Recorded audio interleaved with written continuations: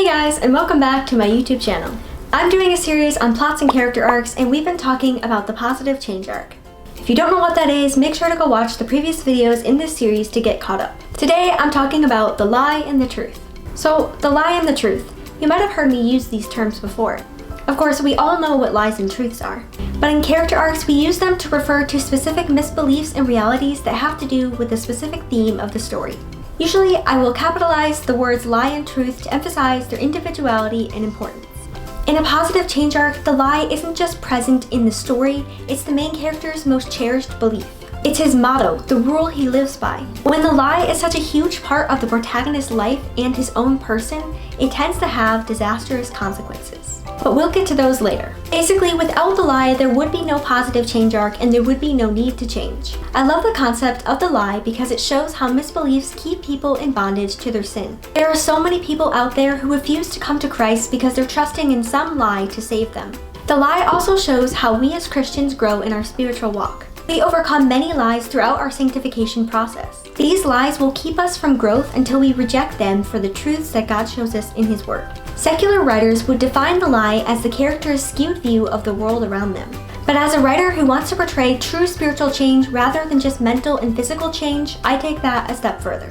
The lie the protagonist believes is not just a misbelief about the world around them, it's a misbelief about God Himself.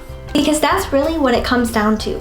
Anything contrary to the truth is a lie that ultimately has to do with God. We cannot truly take God out of storytelling because He is the author of truth. So when a character believes a lie, it's going to have some effects on his life. These effects are what we call symptoms. The lie might affect different characters in different ways, but it will affect them. These symptoms will typically be your protagonist's major flaws. Since the lie is a huge part of his life, its influence is going to be pretty dramatic. These flaws can range from shame to anger, from fear to disdain, just as long as they stem from the lie your character believes. Okay, let's move on to the truth your protagonist will come to believe. Simply put, it's just the opposite of the lie. However, I like to think of it as the reverse. The lie is the opposite of the truth. After all, there can only be one truth, but a lie can be anything so long as it's not the truth. God is truth, so a lie is any belief that does not align with Him. The truth will continually pop up to haunt the protagonist along his journey and will be represented by various flat-art characters. As he begins to recognize the importance of this truth, he may attempt to juggle both it and the lie at the same time, which will pave the way for huge consequences later on. During Act 3, he will finally reject the lie once and for all and fully embrace the truth. When I'm plotting a story, I will actually start by choosing a truth I want to convey to my readers. But when writing the story, I will often introduce the lie first. After all, as with the gospel message, I believe it's more impacting to show the depraved state of the lie before introducing its solution, the truth. The lie and the truth are both very important elements to a positive change arc.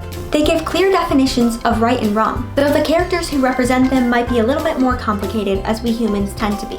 These are the foundations on which the timeless battle of good versus evil rests. Positive change arcs are meant to show us our own shortcomings and point us to the truth that will help us overcome the lies we hold dear. Stay tuned for my next videos as I talk about some more elements that will help to shape this powerful character arc. Thank you guys for watching, and I'll see you in my next video. Bye!